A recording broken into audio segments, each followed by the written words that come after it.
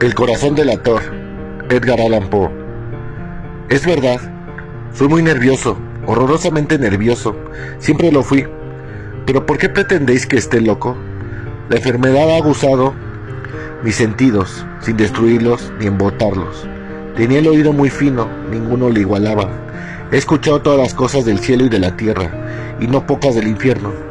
¿Cómo he de estar loco? Atención, ahora veréis con qué sano juicio y con qué calma pudo referirles toda la historia. Me es imposible decir cómo se me ocurrió primeramente la idea, pero una vez concebida no pude desecharla ni de noche ni de día. No me proponía objeto alguno, ni me dejé llevar por la pasión. Amaba al buen anciano, pues jamás me había hecho daño alguno, ni menos insultado. No envidiaba su oro, pero tenía en sí algo desagradable. Era uno de sus ojos, sí, esto es, se asemejaba al de un buitre y tenía el color del azul pálido. Cada vez que ese ojo fijaba en mí su mirada, se me helaba la sangre en las venas, y lentamente por grados comenzó a gemir en mi cerebro la idea de arrancar la vida de ese viejo, a fin de librarme para siempre de aquel ojo que me molestaba tanto. He aquí el quid. Me creéis loco, pero advertid que los locos no razonan. Hubierais visto con qué buen juicio procedí, con qué tacto y previsión y con qué disimulo puse manos a la obra. Nunca había sido tan amable con el viejo como durante la semana que precedió a su asesinato. Todas las noches, a eso de las 12, levantaba el picaporte de la puerta y la abría, pero que suavemente, y cuando quedaba bastante espacio por pasar la cabeza, introducía una linterna sorda bien cerrada, para que no filtrase ninguna luz, y alargaba el cuello. Oh, os hubieras reído al ver con qué cuidado procedía. Movía lentamente la cabeza, muy poco a poco, para no perturbar el sueño del viejo, y necesitaba al menos una hora para adelantarla lo suficiente a fin de ver al hombre echado en su cama. Ah, un loco no habría sido tan prudente. Y cuando mi cabeza estaba dentro de la habitación, levantaba la linterna con sumo cuidado. Oh, con qué cuidado, porque la charnela rechinaba. No la abría más de lo suficiente para que mi imperceptible rayo de luz iluminase el ojo del buitre. Hice esto durante 7 largas noches, hasta las 12, pero siempre encontré el ojo cerrado, y por consiguiente me fue imposible consumar mi obra, porque no era el viejo lo que me incomodaba, sino su maldito ojo. Todos los días al amanecer entraba atrevidamente en su cuarto y le hablaba con la mayor serenidad, llamándole por su nombre con tono cariñoso y preguntándole cómo había pasado la noche. Ya veis por lo dicho que debería ser un viejo muy perspicaz para sospechar que todas las noches hasta las 12 le examinaba durante el sueño. Llegada la 8ª noche, procedí con más precaución, aún para abrir la puerta. La aguja de un reloj se hubiera movido más rápidamente que mi mano. Mis facultades y mi sagacidad estaban más desarrolladas que nunca, y apenas podía reprimir la emoción de mi triunfo. Pensar que estaba ahí, abriendo la puerta poco a poco, y que él no podía ni siquiera soñar en mis actos. Esa idea me hizo reír, y tal vez el durmiente escuchó mi ligera carcajada, pues se movió de pronto en su lecho como si se despertase. Tal vez creeréis que me retiré. Nada de eso. Su habitación estaba negra como un pez. Tan espesas eran las tinieblas, pues mi hombre había cerrado herméticamente los póstigos por temor a los ladrones, y sabiendo que no podía ver la puerta entornada, seguía empujándola más, siempre más. Había pasado ya la cabeza y estaba a punto de abrir la linterna, cuando mi pulgar se deslizó sobre el muelle con que se cerraba, y el viejo se incorporó de su lecho exclamando: «¿Quién anda ahí?». Permanecí inmóvil sin contestar.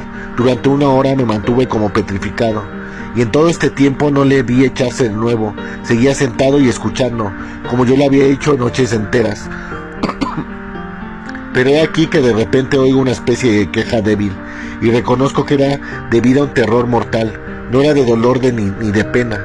Oh no, era el ruido sordo y ahogado que se eleva del fondo de un alma poseída por el espanto. Yo conocía bien este rumor, pues muchas noches a las 12, cuando todos dormían, lo oí producirse en mi pecho, aumentando con su eco terrible el terror que me embargaba.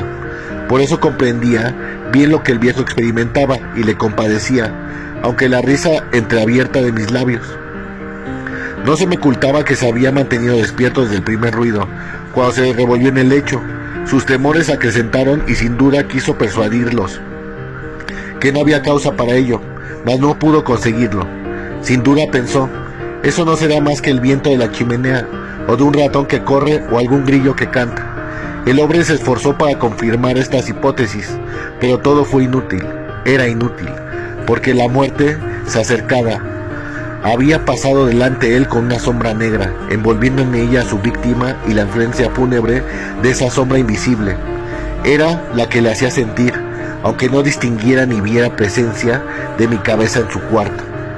Después de esperar largo tiempo con mucha paciencia sin oírle echarse de nuevo, resolví entreabrir un poco la linterna, pero tampoco, que casi no era nada. La abrí tan cautelosamente, más bien podía ser hasta el fin de un solo rayo pálido, como un hilo de araña saliendo de la abertura, se proyectó en el ojo del buitre. Estaba abierto, muy abierto, y no me enfurecí. Apenas le miré, le vi con la mayor claridad, todo entero con su color azul opaco, y cubierto con una especie de velo hediondo que heló mi sangre hasta la médula de los huesos. Pero esto era lo único que veía de la cara o de la persona del anciano, pues había dirigido el rayo de luz como por instinto hacia su maldito ojo.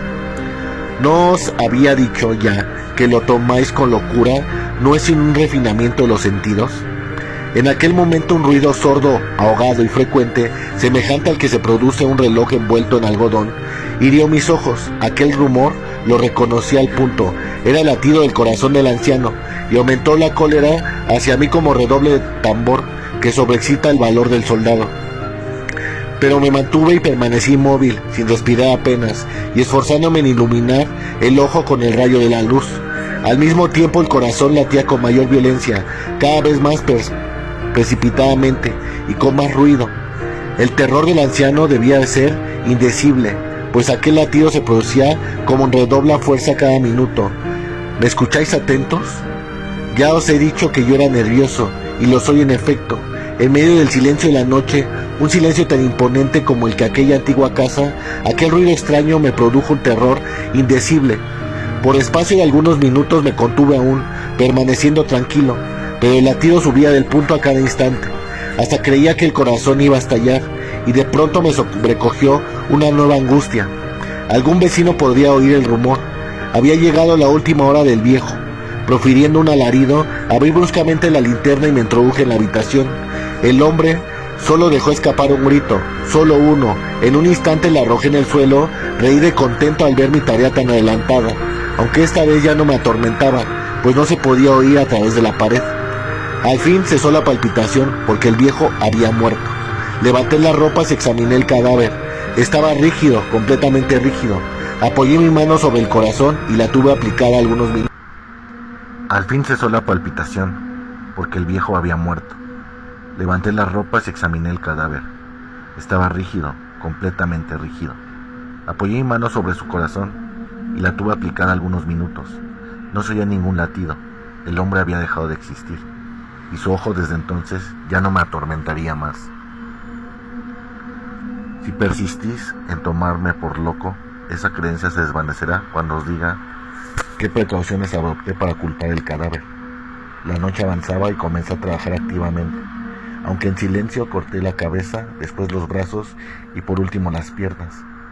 Enseguida arranqué 3 tablas del suelo de la habitación, deposité los restos mutilados en los espacios huecos y volví a colocar las tablas con tanta habilidad y destreza que ningún ojo humano, ni aun el suyo, hubiera podido descubrir nada de particular. No era necesario lavar mucho, mancha alguna, gracias a la prudencia con que procedía.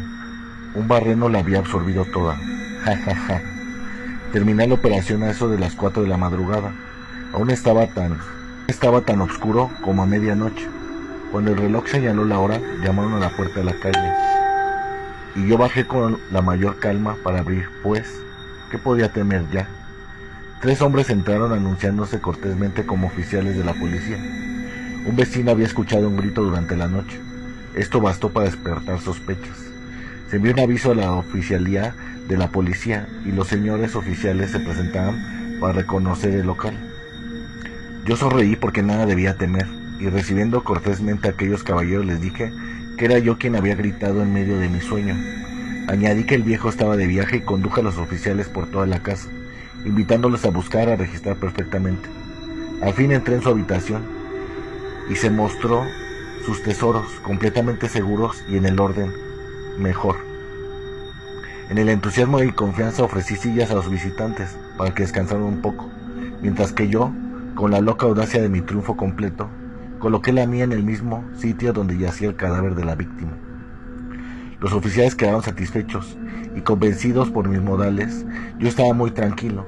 Se sentaron y hablaron de cosas familiares, a las que contesté alegremente. Mas al poco tiempo sentí que palidecía y ansié la marcha de aquellos hombres. Me dolía la cabeza, me parecía que mis oídos zumbaban, pero los oficiales continuaban sentados, hablando sin cesar.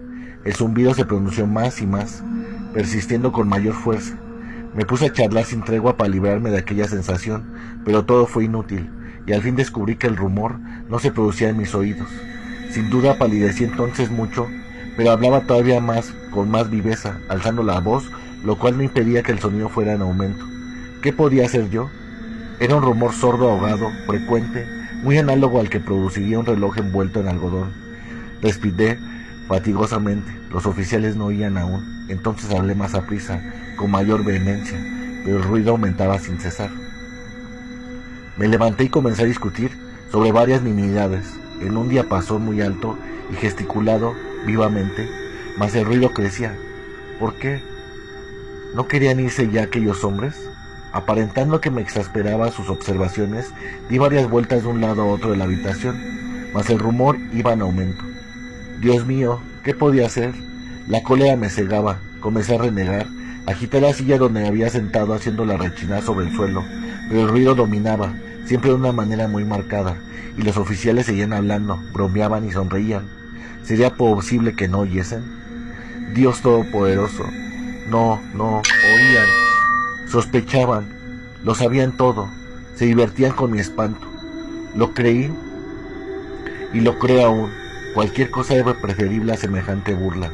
No podía soportar más tiempo aquellas hipócritas sonrisas y comprendí que era un precioso grito o morir. Y cada vez más alto, ¿lo oís?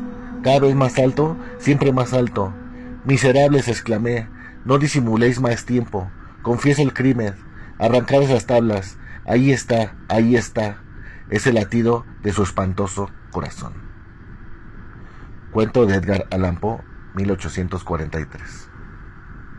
Y recuerda, no todo es ciencia, también es brujería y literatura. Muerta Sócrates.